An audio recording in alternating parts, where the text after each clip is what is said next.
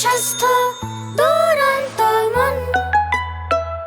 শিশুকে শুধু শাসন নয়, তার মতামতকেও সম্মান দিতে হবে, তবেই না আমরা পাবো একটি উন্নত জাতি। স্বাগত জানাচ্ছি দুরন্ত স্বাস্থ্য দুরন্ত মন অনুষ্ঠানে। আজকে আমরা কথা বলবো শিশুর ভাষার বিকাশে করণীয় নিয়ে।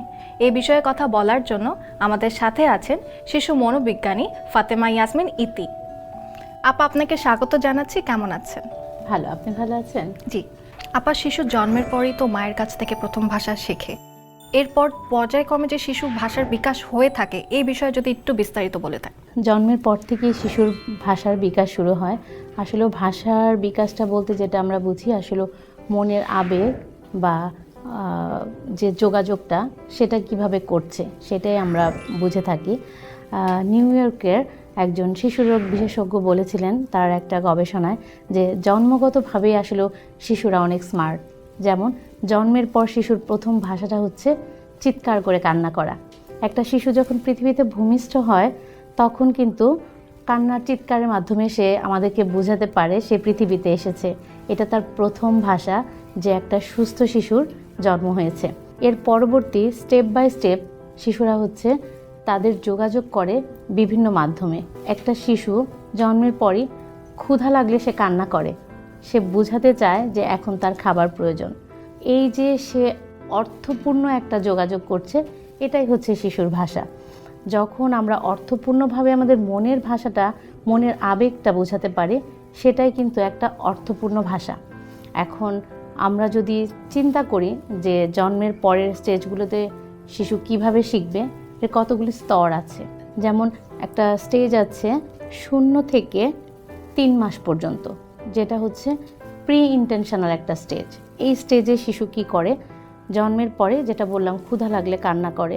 এরপর সে যখন টয়লেট করে বুঝাতে পারে না, কথা বলে, তখন তার গায়ে অস্থির লাগতে থাকে, তখন সে নড়াচড়া করে, অনেক জোরে চিৎকার করে কান্না করে, তখন আমরা বুঝে যাই যে ন্যাপি চেঞ্জ করতে হবে।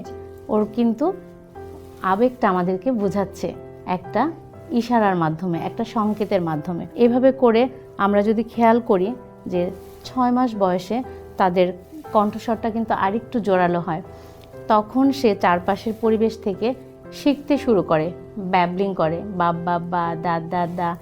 খুব ভাল লাগে আধো আধো বলিতে যখন বলে। পরিবেশ থেকে আস্তে আস্তে কিন্তু সে একটা একটা শব্দ নিতে শুরু করে, আশেপাশের মানুষজন কি বলছে, এভাবে করে তার শেখার স্টেজটা শুরু হয়ে যায়।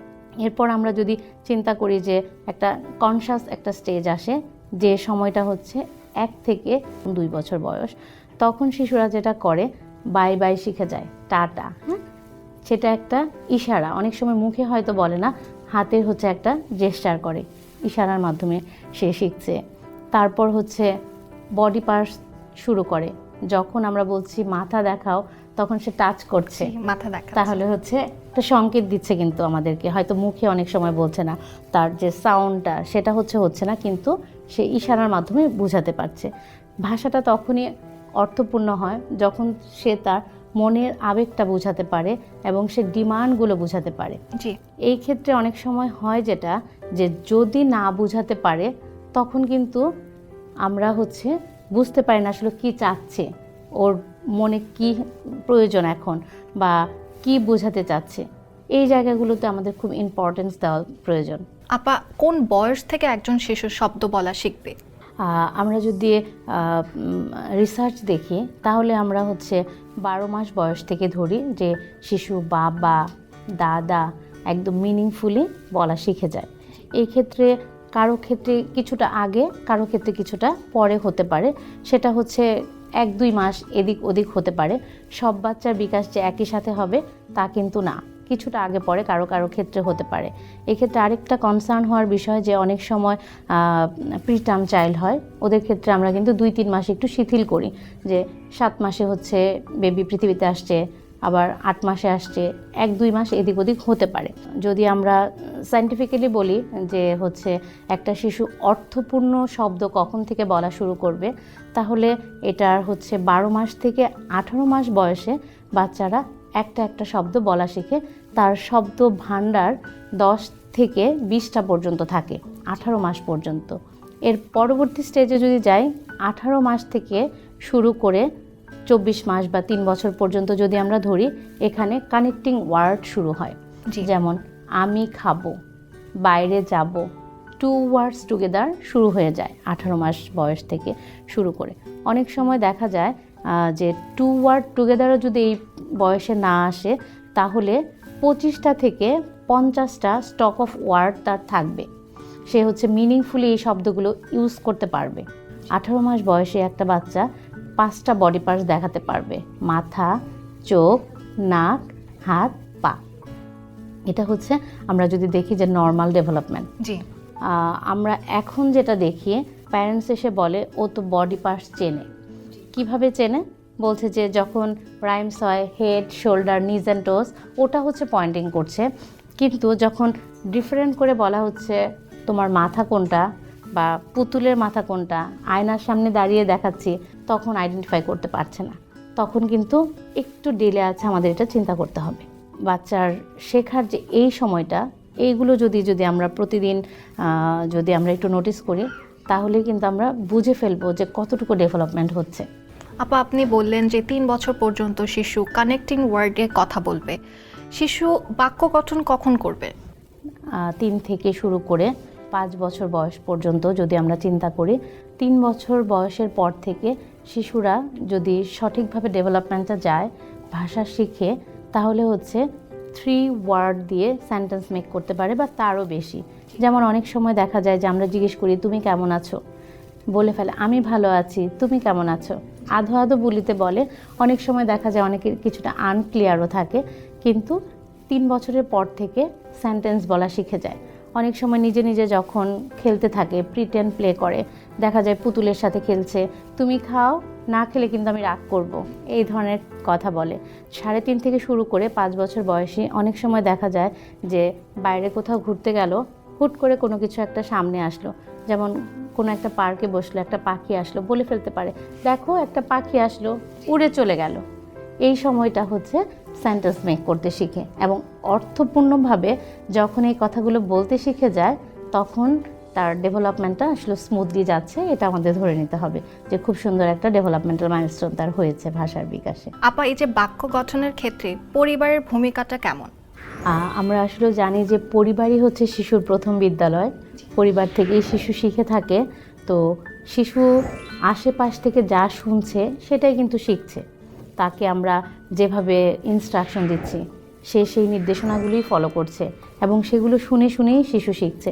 তো এই ক্ষেত্রে অনেক ইম্পর্ট্যান্ট একটা বিষয় যেটা এখন দেখা যাচ্ছে, যে পরিবারের সদস্যরা ব্যস্ত থাকছে ইলেকট্রনিক ডিভাইস নিয়ে। তার মধ্যে হচ্ছে মোবাইল অন্যতম, টিভিও আছে। এই ক্ষেত্রে দেখা যায় যে শিশুরা বাবা মার সাথে কোয়ালিটি সময় কাটাতে কিন্তু পারছে না। ডিভাইস নিয়ে বাবা মাও ব্যস্ত থাকছে, বাচ্চারাও ব্যস্ত থাকছে। এই জায়গাটাতে অনেক বেশি ক্ষতির সম্মুখীন হতে হচ্ছে। কথা বলাটা পিছিয়ে যাচ্ছে, বা সারাদিন একটা ডিভাইস যখন কাছে থাকছে বা ওটা নিয়েই শিশু ব্যস্ত থাকছে, কথা বলার খুব বেশি প্রয়োজন কিন্তু মনে করছে না। কারণ স্ক্রিনে একটার পর একটা যখন স্ক্রল করছে, অনেক কিছুই সামনে থেকে চলে আসছে। আসলে আমাদের ব্রেনটা এরকম যে সহজ বিষয়গুলো কিন্তু আমরা দেখতে পছন্দ করছি, এবং অ্যাট্রাকটিভ, স্ক্রিনে যে অ্যাট্রাকটিভ বিষয়গুলো আসছে শিশুদের জন্য সেটা খুব স্পন্টেনিয়াসলি নিচ্ছে, এত জাঁকজমকপূর্ণ, এত মজা করে বলছে। এই ক্ষেত্রে শিশুর কথা বলার প্রবণতা কিন্তু কমে যাচ্ছে। এই জায়গাটাতে যদি আমরা একটু ডিপলি চিন্তা করি, পরিবারের সদস্যরাও কিন্তু এখন দেখা যাচ্ছে যে মোবাইল নিয়ে ব্যস্ত, বা নিজেদের কর্মব্যস্ততার জন্য শিশুদের সাথে অনেক কম কথা বলা হচ্ছে। এই জায়গাটাতে আমাদের একটু কাজ করতে হবে। কারণ যতটুকু সময় আমরা শিশুর সাথে থাকব, যেটাকে আমরা বলছি কোয়ালিটি টাইম। কোয়ালিটি টাইম মানে আমি হয়তো একটা রুমেই আছি, শিশুটি তার মতো করে আছে, আমিও একটা কাজ নিয়ে ব্যস্ত আছি, হয়তো কোনো অফিসের কাজ হতে পারে, অথবা আমার পার্সোনাল কারোর সাথে বা ফ্যামিলি মেম্বারদের সাথে হচ্ছে ফোনে কথা হতে পারে। যা কিছুই হোক, আমি আমার মতো করছি, শিশু শিশুর মতো করছে। আমরা তো বলছি শিশুকে সময় দিচ্ছি, আসলে ওটা শিশুর জন্য কোয়ালিটি টাইম হচ্ছে না। শিশুও হয়তো এক কোনায় বসে মোবাইল দেখছে, অথবা তার মতো করে নিজের মতো করে একটা কিছু করছে। এই জায়গাটাতে আমরা যদি একটা রুমেই থাকি, তখন শিশুর সাথে ইনভলভ হয়ে কথা বলতে হবে, খেলতে হবে, তাহলে ওটা কোয়ালিটি টাইম হবে। আপা, এই কোয়ালিটি টাইমের কি কোনো নির্দিষ্ট সময় আছে যে আমাকে এতক্ষণই শিশুকে দিতে হবে? কোয়ালিটির সময় আমি যদি চিন্তা করি যে 24 ঘন্টায় আমি শিশুকে সময় দিব, এটা আসলে হবে না। কোয়ালিটি টাইমটা সেটাই, আমি যে সময়টুকু কাটাচ্ছি শিশুর সাথে ওই সময়টা একান্তই আমাদের দুজনার। ও ওর মতো করে খেলবে, আমি আমার মতো করে থাকবো তা না। দুজন মিলে একসাথে ইন্টারঅ্যাক্টিভ প্লে করব অথবা গল্প করব, কোনো কিছু শেয়ার করব। সেটা 1 ঘন্টা হতে পারে, 2 ঘন্টা হতে পারে, বা তার কমও হতে পারে। কিন্তু যে সময়টুকু আমি শিশুকে দিচ্ছি সেই সময়টুকু ওর সাথে ইনভলভ থাকা, হয়তো ওর পছন্দের কিছু নিয়ে কথা বলা অথবা ওর সাথে খেলা করা বা আমার কোনো কিছু শেয়ার করা। এক্ষেত্রে খুব ভালো হয় যে আমরা যদি সারা দিন কি করলাম বা এখন আমরা কি করতে যাচ্ছি, কোনো কিছুর প্ল্যান করা বা নিজের ছোটোবেলার কোনো গল্প শেয়ার করা, তাহলে হচ্ছে শিশুরা বুঝতে শিখে যে আমি হয়তো এটা ভুল করেছি, এটা থেকে আমি শুধরাতে পারছি। গল্পগুলো থেকে কিন্তু শিখে। কোয়ালিটি টাইম হচ্ছে সেটাই যেটা আমরা একসাথে কাটাবো এবং অর্থপূর্ণ হবে, ফাংশনাল কিছু করব। আপা, শিশুর দেরিতে কথা বলার পেছনে ডিভাইস ছাড়াও কি অন্য কোনো কারণ থাকতে পারে? শিশুর দেরিতে কথা বলার জন্য ডিভাইস ছাড়া অন্য কারণ থাকতে পারে, যেটা হচ্ছে শিশুর হচ্ছে নিউরোলজিক্যাল বা নিউরো ডেভেলপমেন্টাল যদি কোনো ডিসঅর্ডার হয়ে থাকে, সেই ক্ষেত্রে আমি বলবো যে একটা মাল্টিডিসিপ্লিনারি অ্যাপ্রোচে যদি আমরা হচ্ছে আর্লি যদি ওকে হচ্ছে ইন্টারভেনশন বা স্টিমুলেশন শুরু করি, এই ক্ষেত্রে যেটা সবচেয়ে ভালো হয় যে যখন শিশুর ডেভেলপমেন্টটা আমরা দেখছি 6 মাসে ব্যাবলিং করবে, তারপরে হচ্ছে 12 মাসে গিয়ে সিঙ্গেল ওয়ার্ড বলবে, 18 মাসে 20 থেকে 25টা মিনিংফুল শব্দ বলতে পারবে, দেন হচ্ছে 2 থেকে 3 বছরের মধ্যে 2টা টু ওয়ার্ড টুগেদার বলবে যেগুলো কানেক্টিং ওয়ার্ড, 3 বছর থেকে সেন্টেন্স মেক করতে পারবে। এই জায়গাগুলোতে যদি আমরা দেখি যে শিশু সঠিকভাবে পারছে না বা ডিভাইসটা অত বেশি দেওয়া হয়নি, পরিবারের সদস্যরাও সময় দিচ্ছে, তারপর আন্ডারলাইন কজ আর কী হতে পারে, সেই ক্ষেত্রে অবশ্যই একটা মাল্টিডিসিপ্লিনারি অ্যাপ্রোচে একজন ইন্টারভেনশনিস্টের কাছে যেতে হবে। হতে পারে সে চাইল্ড নিউরোলজিস্ট অথবা হতে পারে child psychologist, speech and language therapist. তখন হচ্ছে আমরা জানতে পারবো যে আসলে আর কি হতে পারে, কোন জায়গাটাতে শিশুর সাথে কাজ করতে হবে। আপা, শিশু দেরিতে কথা বললেই কি আমরা চিকিৎসকের কাছে যাব? দেরিতে কথা বললে আমাদের চিকিৎসকের কাছে যেতে হবে, কারণ দেখা যায় যে অনেক সময় ফ্যামিলি মেম্বাররা বলে যে আমাদের ছোটোবেলা আমরা দেখেছি অনেকেই দেরি করে কথা বলেছে 4-5 বছরের পরে। আসলে সবার ডেভেলপমেন্টটা তো একরকম হয় না, কারণ আমাদের ব্রেইন ফাংশনগুলো যেগুলো এক একজনের ক্ষেত্রে এক এক রকম। এই ক্ষেত্রে দেরিতে কথা বললে যেটা আমাদের করতে হবে যে খুব বেশি সময় না নেওয়াটাই বেটার। কারণ এখন হচ্ছে স্ক্রিন টাইমের কথা যেটা আগেও বলেছি, যে স্ক্রিন টাইমের জন্য যেটা হচ্ছে যে অনেক বেশি ডিভাইস দেখে বাচ্চারা কথা বলছে না, কারণ ওখান থেকে সারাদিন যেটা দেখছে সেগুলাই হচ্ছে প্যারটের মতো বলছে, যেগুলো আমরা প্যারট স্পিচ বলছি, রাইমস বলছে, নাম্বার বলছে, লেটার বলছে। তো তখন প্যারেন্টসরা ভাবে যে কি যে ও তো কথা বলতে পারছে, ওগুলো কিন্তু আসলে কোনো কথা না। ওগুলো কি করছে, ও হচ্ছে স্ক্যান করছে, প্যারটিং ওয়ার্ডগুলো বলছে। যদি অর্থপূর্ণভাবে বলতে পারে যে মাকে দেখিয়ে মা বলছে, বাবাকে দেখিয়ে বাবা বলছে, পানিকে দেখিয়ে মা বলছে, তখন ফাইন, সে খুব নর্মাল একটা ডেভেলপমেন্টের মধ্যে যাচ্ছে। কিন্তু তার মনের ভাবটা যদি প্রকাশ করতে না পারে, যেমন কর্মজীবী বাবা মা যখন বাসায় ঢুকছে, বাচ্চা দেখে একটা স্মাইল করলো, লাফ দিয়ে বাবার কোলে গিয়ে বললো বাবা, মার কাছে গিয়ে বললো মা, সেটা হচ্ছে খুব সুন্দর একটা ডেভেলপমেন্ট। এই ক্ষেত্রে যদি আমরা এই ডেভেলপমেন্টগুলো না দেখি, আমাদের কনসার্ন হতে হবে এবং চিকিৎসকের শরণাপন্ন হতে হবে। বিশেষ করে যদি স্পিচ ডেভেলপমেন্ট দেরি হয়ে যায়, তখন আর্লি ইন্টারভেনশনিস্টের কাছে যেতে হবে। আপা, সেক্ষেত্রে চিকিৎসা কি? সেক্ষেত্রে হচ্ছে প্রথমত যেটা আমরা বলবো যে এই ক্ষেত্রে চাইল্ডের হিস্ট্রিটা খুবই ইম্পর্টেন্ট, যে ডেভেলপমেন্টাল মাইলস্টোনে জন্মগত কোনো ত্রুটি ছিল কি না, দেন হচ্ছে ওর এনভায়রনমেন্টটা এখন কেমন, সারাদিনের ডিভাইস টাইমটা কেমন, দেন হচ্ছে ফ্যামিলির আদার্স মেম্বাররা ওর সাথে কিভাবে কথা বলছে। তো এই জায়গাটাতে আমরা হচ্ছে স্পিচ থেরাপি যেটা, সেটাই শুরু করতে হবে। আর কথা বলার পেছনে সবার প্রথম যদি চিকিৎসার কথা আমরা চিন্তা করি, তাহলে দেখতে হবে, এক্সপ্লোর করতে হবে শিশুর লিসেনিং এবং অ্যাটেনশনটা কেমন। যে যদি অ্যাটেনশনই না থাকে, ও যদি হচ্ছে আমার কথা শুনতে না পারে বা বুঝতে না পারে, আন্ডারস্ট্যান্ডিংটা না থাকে, স্পিচটা কিন্তু অনেক পরে। আগে হচ্ছে লিসেনিং অ্যান্ড আন্ডারস্ট্যান্ডিং, সেই কাজগুলো করতে হবে, দেন হচ্ছে আমরা আস্তে আস্তে ইন্টারভেনশনে যাব। আপা, আপনি বললেন যে পরিবারে বাবা মার ভূমিকা অনেক গুরুত্বপূর্ণ, সেক্ষেত্রে পারিপার্শ্বিক পরিবেশ কি কোনো ভূমিকা রাখে? অবশ্যই একটা শিশুর জন্য পারিপার্শ্বিক পরিবেশ তো অত্যন্ত গুরুত্বপূর্ণ, কারণ সারাদিন একটা শিশু শুধু পরিবারেই তো থাকে না। অনেক সময় দেখা যায় যে শিশু বাইরের জগৎ থেকে অনেক কিছু শিখতে পারে। আমি একভাবে ইনস্ট্রাকশন দিচ্ছি, আমার ফ্যামিলির আরেকটা মেম্বার যদি থাকে সে কীভাবে ইনস্ট্রাকশন দিচ্ছে, ওটাও কিন্তু শিশু খুব ভালোভাবে অবজার্ভ করে, কারণ শিশুরা হচ্ছে দেখে শেখে, কে কী করছে সেখান থেকে কিন্তু অনেক বেশি লার্ন করে। তো পরিবারের সাথে সাথে আদার সারাউন্ডিংসটা শিশুর জন্য অনেক বেশি ইম্পর্ট্যান্ট। একজন শিশুর যদি ভাষার বিকাশ না ঘটে, সেক্ষেত্রে কি কি সমস্যা হতে পারে ভবিষ্যতে? সঠিক সময়ে যদি শিশুর ভাষার বিকাশ সঠিকভাবে না হয়, তাহলে দেখা যায় যে বোঝার দক্ষতাটা কিন্তু হয় না, বুঝতে পারে না কি করতে হবে। আচরণগত কিন্তু অনেক সমস্যা দেখা দেয়। 2 থেকে 2.5 বছরের একটা বাচ্চা যদি ও মনের ভাব প্রকাশ করতে না পারে, ও খাবে না, বলতে পারছে না যে খাবে না, কিন্তু জোর করে খাওয়ানো হচ্ছে। আমরা যদি নিজেদের কথা চিন্তা করি, আমাদের কতটুকু প্রেশার ফিল হবে। ভাষা যদি আমরা বোঝাতে না পারি, আমাদের মনের অর্থটা যদি বোঝাতে না পারি, প্রতিটা ক্ষেত্রেই আমাদের সমস্যার সম্মুখীন হতে হবে।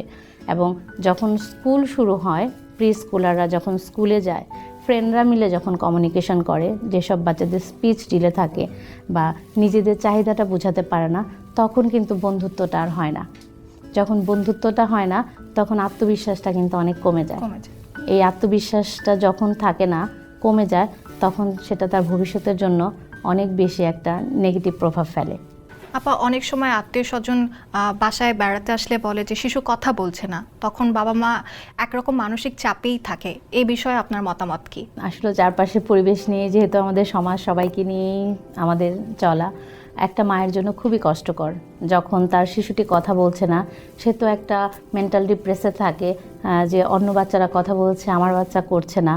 পাশের কেউ যদি এসে যখন আবার বলে যে আপনার বাচ্চা কথা বলছে না, সেটা মার জন্য খুবই কষ্টকর। এটা আসলে এক ধরনের একটা সোশ্যাল প্রেশার। আমাদের সবারই আসলে এই জায়গাটায় বোঝা উচিত যে যার যে উইকনেসটা আছে, ওই জায়গাটাতে আমরা যদি আঘাত না করি।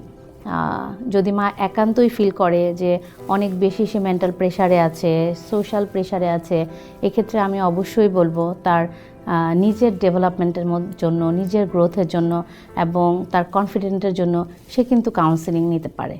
আপা, আজকে আমরা শিশুর ভাষার বিকাশে আমাদের করণীয় সম্পর্কে অনেক গুরুত্বপূর্ণ তথ্য জানলাম। আশা করি এগুলো আমাদের কাজে লাগবে। আপনাকে অসংখ্য ধন্যবাদ আমাদেরকে সময় দেবার জন্য। আপনাকে অসংখ্য ধন্যবাদ, আমার খুব ভালো লেগেছে। আমাদের আজকের আলোচনা যদি দর্শকদের জন্য কাজে লাগে, তাহলে আমাদের প্রোগ্রামটা সাকসেসফুল হবে। আজ এ পর্যন্তই। কথা হলো শিশুর ভাষার বিকাশে করণীয় নিয়ে। আগামী পর্বে আবার দেখা হবে নতুন কোনো অতিথির সাথে, নতুন কোনো বিষয় নিয়ে। ততক্ষণ পর্যন্ত ভালো থাকুন, সুস্থ থাকুন এবং শিশুদের যত্নে রাখুন। দুরন্ত ফেসবুকে ফলো করো এবং ইউটিউবে সাবস্ক্রাইব করো দুরন্ত টিভি।